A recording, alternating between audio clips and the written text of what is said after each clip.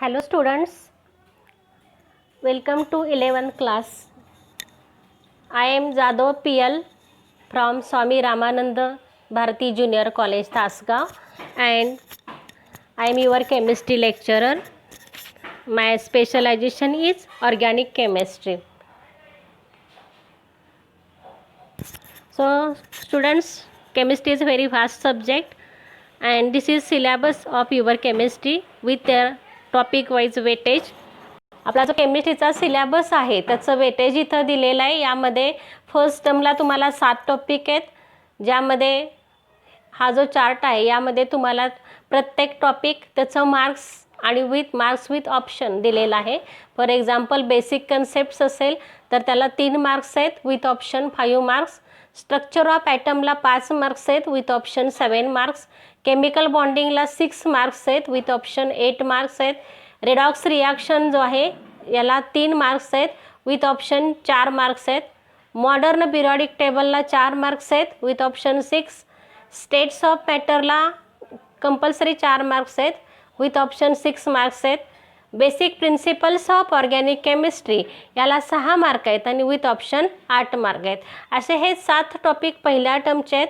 दुसऱ्या टर्मला सेकंड टर्मसाठी introduction to analytical chemistry याला 4 मार्क आहेत विथ ऑप्शन 6 मार्क्स आहेत. सम ॲनालिटिकल टेक्निक्स याला 2 मार्क आहेत विथ ऑप्शन 3 मार्क्स आहेत. Elements of group first and second याला 4 मार्क्स आहेत विथ ऑप्शन 6 मार्क्स आहेत.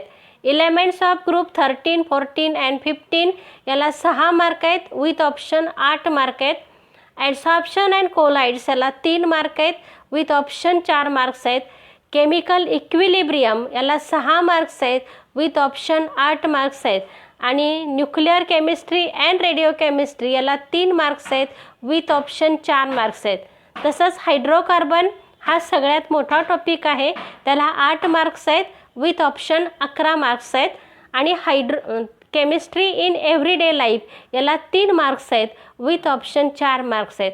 असा टोटली तुमचा पेपर 70 मार्काचा असतो कंपल्सरी आणि विथ ऑप्शन हा 98 मार्काचा असेल.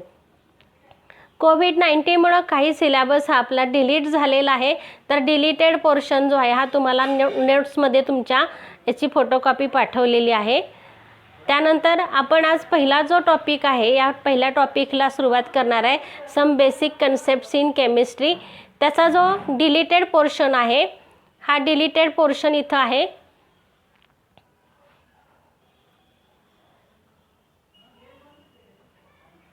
या डिलीटेड पोर्शनमध्ये इंट्रोडक्शन, त्यानंतर नेचर ऑफ केमिस्ट्री, त्यानंतर matter, pure substance versus mixture, त्यानंतर states of matter, law of conservation of mass, law of definite proportion, law of multiple proportion आणि डाल्टन्स ॲटॉमिक थेअरी हे point हे वगळलेले आहेत. आता आपण या टॉपिकला सुरुवात करणार आहे some basic concepts of chemistry. तर पहिल्यांदा केमिस्ट्री म्हणजे काय हे आपल्याला बघायचं आहे. केमिस्ट्री म्हणजे काय, तर केमिस्ट्री स्टडी ऑफ मॅटर, मॅटरचा अभ्यास केला जातो. तर मॅटर म्हणजे काय, any non living thing which have mass and which occupies the space, याला आपण काय म्हणतो, मॅटर म्हणतो. तर केमिस्ट्रीमध्ये ह्या नॉन लिव्हिंग थिंगचा मॅटरचा अभ्यास केला जातो. मग त्या मॅटरचं असणारं कंपोजिशन असेल, त्याच्या प्रिपरेशन असेल, त्याच्या प्रॉपर्टीज असतील, या सगळ्याचा अभ्यास केमिस्ट्रीमध्ये केला जातो. म्हणून केमिस्ट्रीची डेफिनेशन आहे, chemistry is study of matter, study of matter, it's physical and chemical properties and chemical changes it undergoes under different conditions. So this is definition of chemistry. आता ह्या केमिस्ट्रीच्या ज्या ब्रांचेस आहेत, या ब्रांचेसमध्ये टोटली मेन 5 ब्रांच आहेत. एक organic chemistry, दुसरी inorganic chemistry, तिसरी physical chemistry, चौथी ॲनालिटिकल केमिस्ट्री आणि बायोकेमिस्ट्री. आता ऑर्गॅनिक केमिस्ट्री जी आहे हे particularly chemistry of carbon compound आहे. म्हणजे यामध्ये कार्बनचा अभ्यास केला जातो, कार्बन आणि त्याच्या कंपाऊंडचा. फक्त कार्बोनेट्स आणि सायनाइड्स सोडून राहिलेल्या सर्व कार्बन कंपाऊंडचा अभ्यास हा ऑर्गॅनिक केमिस्ट्रीमध्ये होतो. इनऑर्गॅनिक केमिस्ट्री जी आहे ही दुसरी ब्रांच आहे केमिस्ट्रीची, ज्यामध्ये अदर दॅन ऑर्गॅनिक कंपाऊंडचा अभ्यास होतो. म्हणजे जे आपल्याकडे 118 एलिमेंट्स असतील तर त्यातला एक कार्बन सोडला तर राहिलेल्या सगळ्या एलिमेंट्सच्या कंपाऊंडचा अभ्यास हा इनऑर्गॅनिक केमिस्ट्रीमध्ये केला जातो. फिजिकल केमिस्ट्रीमध्ये काय केलं जातं मग? इथे तर सगळे एलिमेंट संपले. मग फिजिकल केमिस्ट्रीमध्ये जो थेरॉटिकल भाग आहे, मग वेगवेगळे लॉज असतील, थेरीज, वेगवेगळ्या कन्सेप्ट्स असतील, थेरम्स असतील, याचा अभ्यास हा फिजिकल केमिस्ट्रीमध्ये केला जातो. तर ॲनालिटिकल केमिस्ट्री जी आहे, या ॲनालिटिकल केमिस्ट्रीमध्ये ॲनालिसिस हा शब्द आपल्याला माहीत आहे, त्यामुळे इथं क्वालिटेटिव्ह आणि क्वांटिटेटिव्ह ॲनालिसिस जो आहे हे यामध्ये केलं जातं. आता या ॲनालिटिकल केमिस्ट्रीमध्ये वेगवेगळ्या जी कंपाऊंड्स असतात, मॅटर असेल तर त्या मॅटरचं कंपोजिशन, त्याचं कंपोनंट सेपरेशन किंवा त्याचं एस्टिमेशन, या सगळ्याचा स्टडी हा ॲनालिटिकल केमिस्ट्रीमध्ये केला जातो. बायोकेमिस्ट्री जी आहे, या बायोकेमिस्ट्रीमध्ये chemistry related to living things याचा अभ्यास केला जातो. म्हणजे लिव्हिंग थिंग्सशी रिलेटेड असणारी केमिस्ट्री म्हणजे काय? तर प्रोटीन्स असतील, DNA असतील, RNA असेल, व्हिटॅमिन्स असतील, वेगवेगळे जे बायोमॉलिक्युल्स आहेत, प्रोटीन्स, कार्बोहायड्रेट्स, फॅट्स, या सगळ्यांची फंक्शन्स, त्यांचे स्ट्रक्चर्स, त्यांचं सिंथेसिस, या सगळ्याचा अभ्यास हा बायोकेमिस्ट्रीमध्ये केला जातो. अशा ह्या 5 ब्रांचेस आहेत केमिस्ट्रीच्या. ऑर्गॅनिकमध्ये काय, इन शॉर्ट सांगते आपण, chemistry of carbon compound. Inorganic means chemistry of compounds other than organic compounds. Physical केमिस्ट्रीमध्ये study of various laws, principles, theories and various concepts in chemistry. Analytical केमिस्ट्रीमध्ये study of qualitative and quantitative analysis. That means here analysis or separation of different components of the matter. बायोकेमिस्ट्रीमध्ये कशाचा अभ्यास केला जातो? It is study of chemistry of living things that is related to their components, their functions, etc. So this is about 5 branches of chemistry. Next is matter. आता matter जे आहे, matter means any non-living thing that is known as a matter. So matter is divided into 2 classes, pure substance and mixture. आपल्याला माहिती आहे की pure substance कोणाला म्हणायचं? साधे कॉमन सेन्स आहे की नॉन लिव्हिंग थिंग्स म्हणजे मॅटर आहे. मग खडू, डस्टर असेल, फळा असेल, आणि किंवा पेन असेल, पेन्सिल असेल, हे सगळे मॅटरमध्ये येतात. आता याच्यामध्ये प्युअर सबस्टन्स असेल किंवा मिक्सचर असेल. प्युअर सबस्टन्स म्हणजे काय? तर त्याचे घटक फिक्स असतील, त्याच्या प्रॉपर्टीज ठराविक असतील तर त्याला आपण प्युअर म्हणतो. आणि जर त्याच्यामधले कंपोनंट डिफरंट असले, मिक्सचर असलं, तर त्याला आपण काय म्हणणार? मिक्सचर म्हणणार. So pure substances have definite composition and definite properties. Mixture have no definite composition and no definite property. म्हणजे मी म्हटलं की पाणी आहे H2O, तर पाण्याचं कंपोजिशन फिक्स झालं, डेफिनाइट झालं, 2 हायड्रोजन आणि 1 ऑक्सिजन. त्यामुळे प्रॉपर्टीज काय असतील पाण्याच्या? प्युअर डेफिनाइट असतील. तसं मिक्सचर म्हटलं मी की पाणी घेतलं आणि त्यात NaCl टाकलं, तर हे झालं मिक्सचर. आता याचं कंपोजिशन फिक्स आहे का? नाही आहे. याच्या प्रॉपर्टीज फिक्स आहेत का? नाहीत.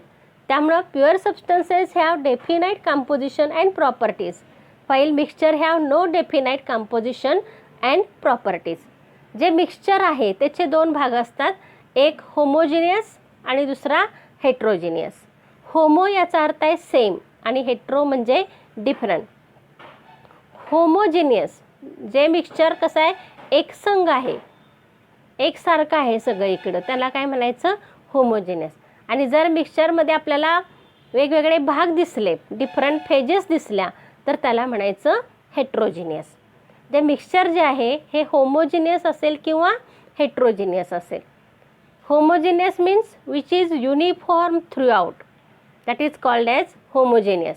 म्हणजे पाणी आहे, त्यामध्ये मी मीठ टाकलं आणि विरघळवलं, तर काय होईल? आपल्याला 2 लेअर दिसतात का? पाण्याची वेगळी आणि मिठाची वेगळी? नाही. हे मिक्सचर आहे, पण पाणी आणि मीठ आपल्याला सेपरेट दिसत नाही इथं. म्हणजे हे कसलं झालं? एकसंग झालं, होमोजिनियस, 1 फेज. आणि हेट्रोजिनियस म्हणजे समजा तेच पाणी आहे ज्यामध्ये मी सॉल्ट टाकले, त्यात मी आणि थोडं तेल टाकलं, आता काय होईल? तेल त्यामध्ये विरघळेल का? नाही. म्हणजे ऑइल जे आहे त्याचा लेअर वेगळा दिसेल आपल्याला. म्हणजेच इथं आपल्याला 2 डिफरंट लेयर्स दिसले. म्हणजे हे मिक्सचर कसलं झालं, heterogeneous, which is present in 2 or more phases, that is known as heterogeneous. Homogeneous म्हणजे काय, which is one phase which is uniform throughout, आणि heterogeneous means which contains 2 or more phases. तसं pure substance जे आहे त्याला पण 2 भागात divide केलं जातं, एक तर इलेमेंट असेल किंवा कंपाऊंड असेल. इलेमेंट म्हणजे मूलद्रव्य आहे, म्हणजेच काय, तर ह्यामध्ये एकच सिंगल कुठला तरी इलेमेंट असेल, आणि कंपाऊंड हे काय असतं तर combination of 2 or more elements असतं. आता ह्या दोन्हीमध्ये समान काय, तर इलेमेंट्स असू दे किंवा कंपाऊंड्स असू दे, their components are not separated by any simpler chemical method. त्यांचे कंपोनंट्स आपल्याला सहजासहजी वेगळे करता येत नाही, असे हे प्युअर सबस्टन्सेस आहेत. आता इलेमेंट्स जे आहेत, आणि इलेमेंट आणि कंपाऊंडमध्ये फरक काय, तर हायड्रोजन हा इलेमेंट आहे, ऑक्सिजन हा इलेमेंट आहे, पण हायड्रोजन आणि ऑक्सिजन एकत्र आले तर काय H2O तयार झालं, तर H2O हे काय कंपाऊंड आहे. म्हणजेच इथं कंपाऊंडमध्ये काय, it is combination of 2 or more elements, but its components cannot be separated by any other method, any simple chemical method. तसंच इलेमेंट्स आहेत, इलेमेंटचे कंपोनंटसुद्धा आपण सेपरेट करू शकत नाही. आता इलेमेंट्स आहेत हे पुन्हा 3 प्रकारचे असतात, metals, non metals and metalloids. Metals कोणाला म्हणायचं, तर जे आपल्याला माहीत आहे की क्लासिफिकेशनपेक्षा आपण व्यवहारातल्या वस्तू डोळ्यासमोर ठेवायच्या, की मेटल म्हणजे समजा गोल्ड मेटल आहे, हा कसा असतो, हार्ड आहे, हिच्या हाय डेन्सिटी, रिजिड आहे, लस्टर आहे, त्याला चकाकी आहे, they are good conductors of heat and electricity. तसं नॉन मेटल जे आहेत, ह्या नॉन मेटल्स समजा कार्बन आपण डोळ्यासमोर ठेवला, तर कार्बन हा कसा आहे तर नॉन रिजिड आहे, it is bad conductor of heat and electricity आहे, त्याची डेन्सिटी काय असते, कमी असते. तर मेटॅलॉइड्स जे असतात they have properties in between metals and non metals. म्हणजे काही प्रॉपर्टी त्याच्या मेटलसारख्या असतात, काही प्रॉपर्टी ह्या नॉन मेटलसारख्या असतात. म्हणजे फॉर एक्झाम्पल तुम्ही पिरियॉडिक टेबल बघितलं 10वीमध्ये झालेलं आहे तुम्हाला, तर ह्या पिरियॉडिक टेबलमध्ये आपल्याला काय दिसतं, तर पहिला, दुसरा, तिसऱ्या ग्रुपमध्ये जे इलेमेंट्स आहेत म्हणजे सोडियम, पोटॅशियम, मॅग्नेशियम, ॲल्युमिनियम हे सगळे मेटल्स आहेत. आणि इकडं लास्टला जो उजव्या साईडला भाग असतो यामध्ये हॅलोजन्स असतील, इनर्ट गॅस असतील, म्हणजे 14व्या ग्रुपपासून पुढचे हे सगळे नॉन मेटल्स आहेत. तर 14व्या ग्रुपमध्येच काही इलेमेंट जे असतात सिलिकॉन, जर्मॅनियम सारखे, यांच्या प्रॉपर्टीज काय असतात, they have similar to that of metals as well as non metals. त्यांना आपण काय म्हणतो, मेटॅलॉइड्स म्हणतो. हा भाग आता तुमच्या सिलेबसमध्ये या वर्षीसाठी वगळलेला आहे, पण हा बेसिक भाग आहे जो आपल्याला पुढचं अभ्यासासाठी उपयोगी पडणार आहे, म्हणून आपण इथं घेतला, रिवाईज केला. तसंच केमिस्ट्री का शिकायची हे आपल्याला माहीत असलं पाहिजे, की केमिस्ट्री जी आहे हा फार इम्पॉर्टंट सब्जेक्ट आहे. आणि हा इम्पॉर्टंट सब्जेक्ट कसा आहे तर वेगवेगळ्या क्षेत्रामध्ये आपल्या ज्या बेसिक नीड्स आहेत, अन्न, वस्त्र आणि निवारा, फूड, क्लॉथ अँड शेल्टर, ह्या सगळ्या फुलफिल करण्यासाठी आपल्याला केमिस्ट्रीची मदत होते. म्हणजे फूडमध्ये असणारे proteins, carbohydrates, fats, vitamins, enzymes, जे जे घटक आहेत या सगळ्याचा अभ्यास केमिस्ट्रीमध्ये असतो. किंवा फूड ग्रेन्स जे आहेत त्यांचं स्टोरेज करणं, त्यांचं प्रिझर्वेशन करणं, साठवून ठेवणं खराब न होता, किंवा जास्त प्रमाणामध्ये अन्नधान्य पिकवण्यासाठी वेगवेगळ्या फर्टिलायझर्स आपण वापर करतो, वेगवेगळी कीटकनाशकं वापरतो. ह्या सगळ्याचा उपयोग हा सगळा कशापासून आलेला आपल्याला, केमिस्ट्रीच्या नॉलेजमधून मिळालं.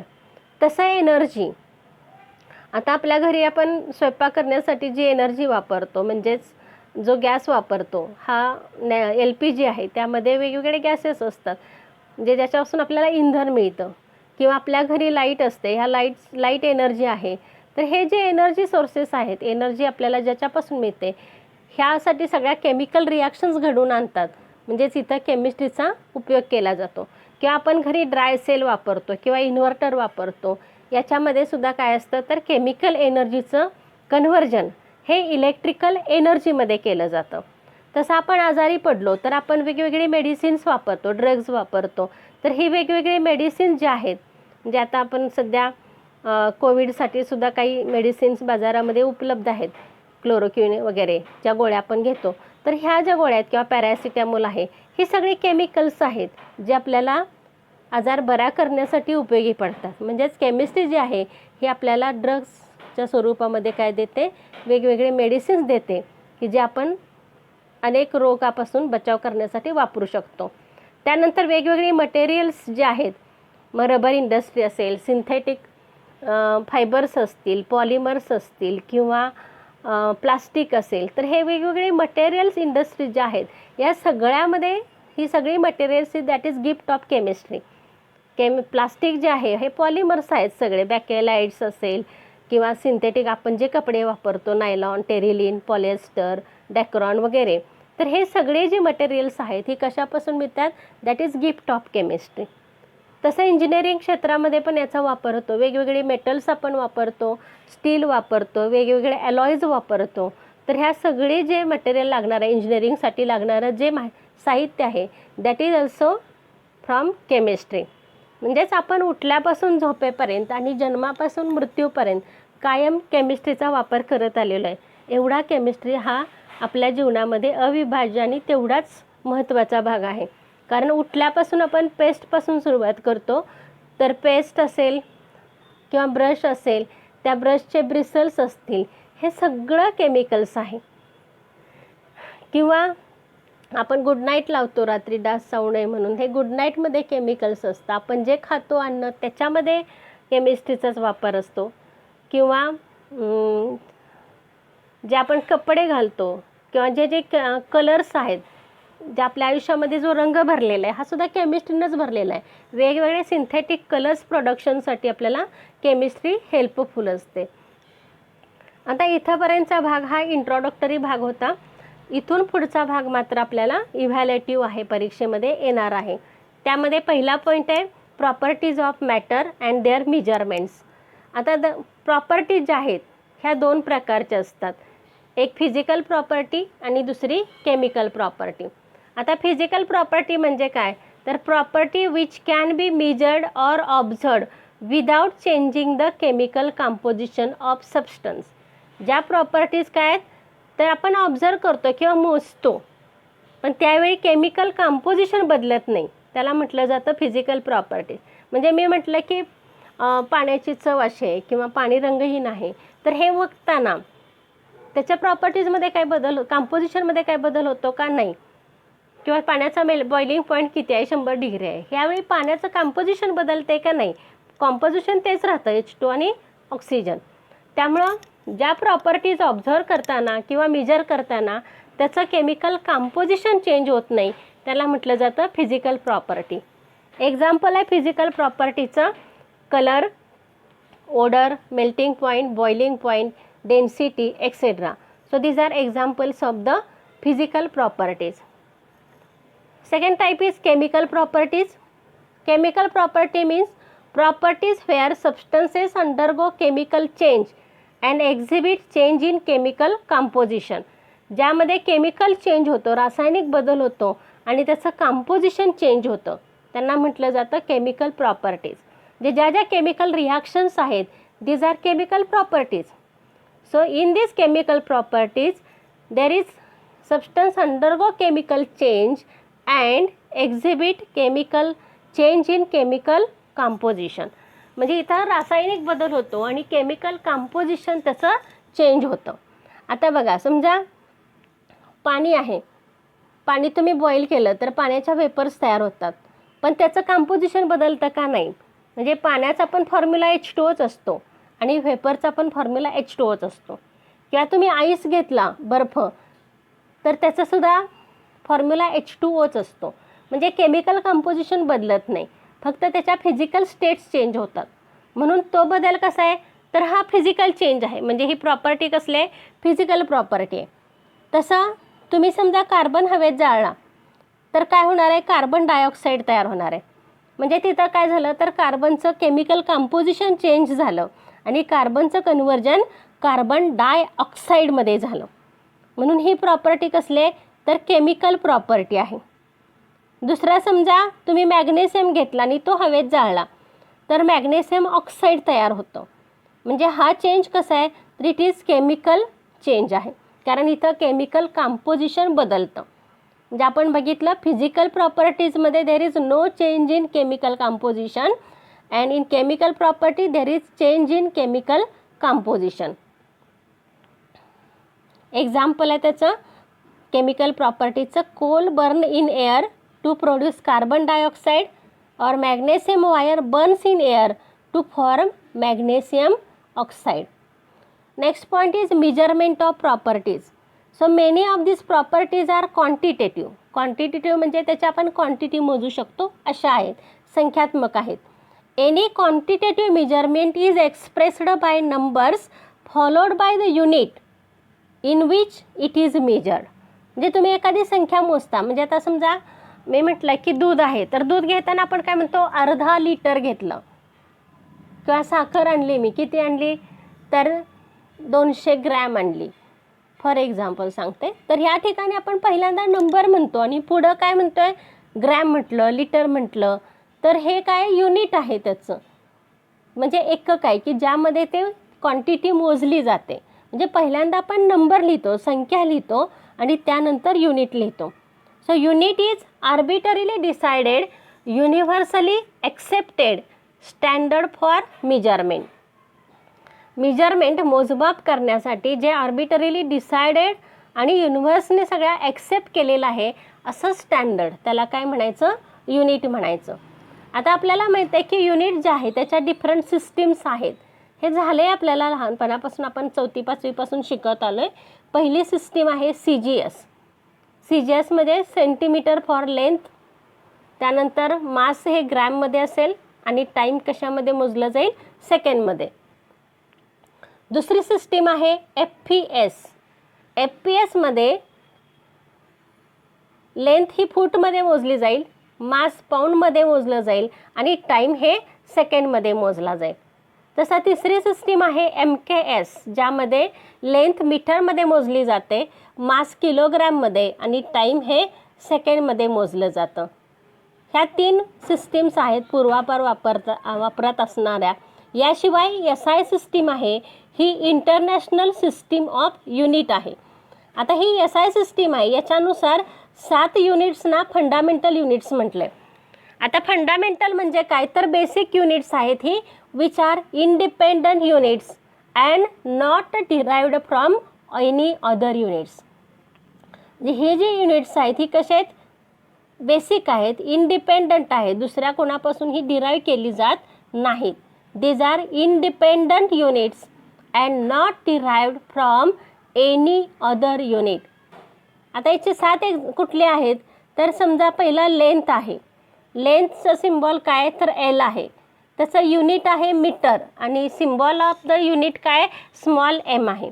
दुसरा आहे फंडामेंटल युनिट मास. मास ही क्वांटिटी आहे, त्याचं सिम्बॉल आहे स्मॉल m. मास कशामध्ये मोजतो आपण, SI युनिट आहे त्याचा किलोग्रॅम आणि सिम्बॉल आहे त्याचं kg. त्यानंतर तिसरी प्रॉपर्टी जी आहे ही आहे टाईम. टाईम जो आहे त्याच्यासाठी स्मॉल t हा सिम्बॉल वापरला जातो. त्याचं युनिट आहे SI युनिट सेकंड आहे आणि युनिटचा सिम्बॉल आहे S. तसं चौथा प्रॉपर्टी जी आहे ही आहे इलेक्ट्रिक करंट. इलेक्ट्रिक करंट जो आहे ह्याचा सिम्बॉल I आहे आणि तो ॲम्पियरमध्ये मोजला जातो आणि सिम्बॉल आहे त्याचा A. त्यानंतर पाचवी प्रॉपर्टी आहे थर्मोडायनॅमिक टेम्परेचर. टेम्परेचरसाठी कॅपिटल T वापरला जातो, तर टाईमसाठी स्मॉल t असतो. टेम्परेचर हे केल्विनमध्ये मोजलं जातं, सिम्बॉल आहे त्याचा कॅपिटल K. त्यानंतर ही प्रॉपर्टी महत्त्वाची आहे, amount of substance. Amount of सबस्टन्ससाठी सिम्बॉल N असतो आणि त्याला SI युनिट आहे त्याचं मोल आणि त्याचं SI युनिटचा सिम्बॉल आहे MOL. इथं बऱ्याचदा आपली चूक होते, हे MOLE हा SI युनिट आहे आणि सिम्बॉल जेव्हा आपण वापरतो तेव्हा काय वापरायचं, MOL वापरायचं. आणि लास्ट आहे ल्युमिनस इंटेन्सिटी IV. त्याचं युनिट आहे कॅन्डेला आणि सिम्बॉल आहे त्याचा CD. आता तुम्हाला हे 7 फंडामेंटल युनिट्स आणि त्याचे SI युनिट्स आणि सिम्बॉल्स हे माहीत असणं गरजेचं आहे. Next is derived units. Derived म्हणजे त्याच्या नावातच आहे, these are derived from the fundamental units. म्हणजे ही जी युनिट्स आहेत these are derived from the 7 fundamental properties. These are known as derived units. आता ह्यामध्ये अनेक युनिट्स आहेत, जसं की एरिया आहे त्याचं युनिट आहे मीटर स्क्वेअर, किंवा व्हॉल्यूम असेल त्याचं मीटर क्यूब आहे युनिट. डेन्सिटी असेल तर किलोग्रॅम्स पर मीटर क्यूब आहे. व्हेलॉसिटी असेल तर त्याचं युनिट आहे मीटर्स पर सेकंड. ॲक्सलरेशन असेल तर metres per square second. Force असेल तर न्यूटॉन किंवा kilograms metre per second square. Pressure असेल तर पास्कलमध्ये मोजलं जातं किंवा kilograms per metre per second square. त्यानंतर इलेक्ट्रिक चार्ज असेल तर त्याचं सिम्बॉल आहे AS means amperes per second or coulomb. Potential difference जो आहे त्याचं युनिट आहे व्होल्ट किंवा जूल्स पर कुलोम किंवा किलोग्रॅम्स मीटर स्क्वेअर पर सेकंड स्क्वेअर पर ॲम्पियर और जूल्स पर ॲम्पियर पर सेकंड. एनर्जी जी आहे त्याचं युनिट आहे जूल्स पर सेकंड और किलोग्रॅम्स मीटर स्क्वेअर पर सेकंड स्क्वेअर. कॉन्सन्ट्रेशन जे आहे त्याचं युनिट आहे मोल्स पर मीटर क्यूब. आणि इलेक्ट्रोकेमिकल इक्विव्हॅलंट आहे त्याचं युनिट आहे किलोग्रॅम्स पर कुलोम. आणि हीट कॅपॅसिटीचं युनिट आहे जूल्स पर केल्विन पर मोल. आता तुम्ही म्हणाल हे एवढं सगळी युनिट सांगितली, काय लक्षात ठेवायचं? तर यामध्ये फक्त काय लक्षात घ्या की इथं आपल्याला एकच नाही आहे तर कॉम्बिनेशन ऑफ युनिट आहे. म्हणजे एरियामध्ये काय येतं तर M स्क्वेअर आला म्हणजे लेंथचा स्क्वेअर आला. व्हॉल्यूमचा लेंथचा क्यूब म्हणजेच व्हॉल्यूम आले M क्यूब. डेन्सिटीमध्ये मास अँड लेंथ ह्या 2 युनिटचं कॉम्बिनेशन आहे. अशा हे डिराइव्ड युनिट्स आहेत. यामध्ये आपण फंडामेंटल युनिट्सपासूनही डिराईव्ह करतो. ही सगळी युनिट्स तुम्हाला फिजिक्समध्ये आहेत. केमिस्ट्रीमध्ये फारसा याचा लागणार नाही आहेत. Next is physical properties. Physical प्रॉपर्टीजमध्ये पहिली प्रॉपर्टी आहे मास अँड वेट. मास ही इनहेरंट प्रॉपर्टी आहे, म्हणजेच प्रत्येक मॅटरला मास असतो. म्हणजेच मॅटरबरोबर मास आपोआपच येतं, म्हणून मास ही कसली प्रॉपर्टी आहे? इनहेरंट प्रॉपर्टी आहे. It measures quantity of matter a body content. म्हणजे त्या बॉडीमध्ये किती क्वांटिटी आहे सबस्टन्सची हे मोजण्यासाठी आपण मास किंवा वेट वापरतो. जनरली मास वापरतो कारण मास ही फंडामेंटल प्रॉपर्टी आहे वेटपेक्षा. कारण काय तर mass does not vary as its position changes, but weight of the body changes with position or distance as gravitational attraction changes. म्हणजे वजन जे आहे हे ग्रॅव्हिटेशनल फोर्सवर अवलंबून असतं. त्यामुळं पोझिशन चेंज केली किंवा आपण डिस्टन्स बदललं तर वेट बदलू शकतं, पण मास मात्र बदलू शकत नाही. कारण काय mass does not depends on the gravitational attraction. आणि म्हणून मास ही मोर फंडामेंटल प्रॉपर्टी आहे कोणापेक्षा? वेटपेक्षा. मासचं युनिट आहे SI युनिट किलोग्रॅम आहे आणि 1 kilogram is equal to 1000 gram, that is equal to 10⁻³ grams. दुसरी प्रॉपर्टी आहे लेंथ. SI युनिट आहे मीटर. आता तुम्ही म्हणाल केमिस्ट्रीमध्ये हे कुठं वापरतात तर जनरली बॉन्ड लेंथ किंवा atomic radii ionic radii express करण्यासाठी आपल्याला लेंथ लागते, पण ती अगदी कमी प्रमाणामध्ये म्हणजे खूप लहान असते. म्हणून फ्रॅक्शनल युनिट्स आपण इथं वापरतो. Nanometre 1 nanometre is equal to 10⁻⁹ metre आणि 1 picometre is equal to 10⁻⁻12 metre. तर ही युनिट्स आपण फ्रॅक्शनल युनिट्स लेंथची वापरतो. Next is volume. Amount of space occupied by 3 dimensional object that is called as a volume. Amount of space occupied by 3 dimensional object त्याला आपण volume म्हणतो. आता व्हॉल्यूमचं जे युनिट आहे कॉमन युनिट आपण लिटरमध्ये मोजतो. 1 लिटर म्हणजेच 1 dm³. 1 dm³ म्हणजेच 1000 ml आणि 1 ml साठी cm³ वापरलं जातं. त्यामुळे 1000 ml बरोबर 1000 cm³. याचं SI युनिट जे आहे व्हॉल्यूमचं हे मीटर क्यूब आहे. SI युनिट कायचं? मीटर क्यूब आहे. आता कॉमन युनिट लिटर आहे. आता आपण व्हॉल्यूम मोजण्यासाठी वेगवेगळी ॲपरेटस वापरतो. केमिस्ट्रीमध्ये जी वापरतो त्यामध्ये एक आहे ग्रॅज्युएटेड सिलेंडर, याला मेजरिंग सिलेंडर म्हणतात. याच्या साह्यानं आपण व्हॉल्यूम मोजू शकतो. हे आहे पिपेट, याच्या साह्यानं आपण सोल्युशन पिपेट आउट करून घेतो.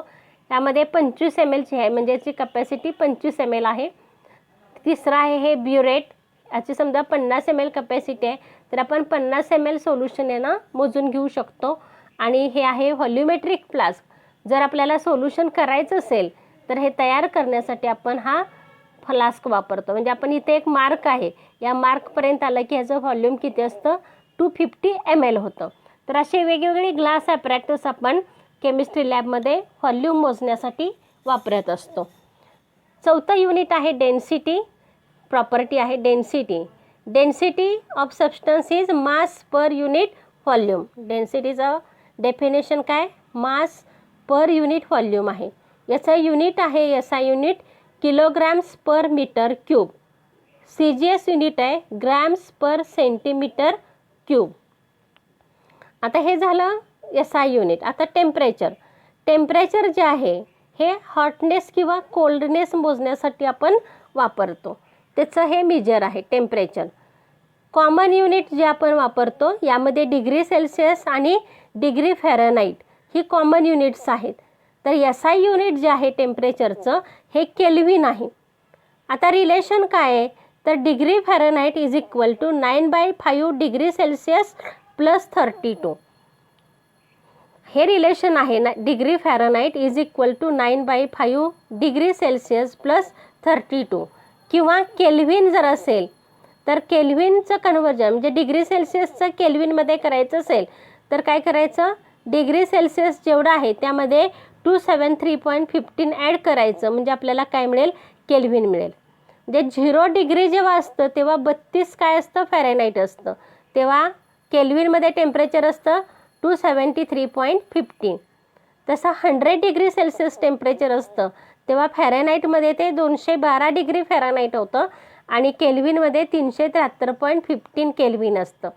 आता इथं महत्त्वाचं म्हणजे तुम्हाला याच्यावरती प्रॉब्लेम असतो की तुम्हाला टेम्परेचर दिलेलं असतं ते डिग्री सेल्सिअसमध्ये आहे, त्याचं कन्वर्जन डिग्री फॅरनहाईटमध्ये करा किंवा डिग्री केल्विनमध्ये करा, अशा टाईपचा प्रश्न असतो. त्यासाठी तुम्हाला हे 2 फॉर्म्युले महत्त्वाचे आहेत. पहिला आहे degree Fahrenheit is equal to 9/5 degree Celsius plus 32 आणि केल्विनसाठी डिग्री सेल्सिअस प्लस 273.15. जनरली -40ला काय असतं, जेवढे डिग्री सेल्सिअस आहेत तेवढेच डिग्री फॅरनहाईट येतात. हा तुम्हाला MCQ आहे तुमच्या पुस्तकामध्ये. तर इथं आपला हा पहिला जो पार्ट आहे प्रॉपर्टीज अँड देअर मेजरमेंट हा इथं आपण संपवतो.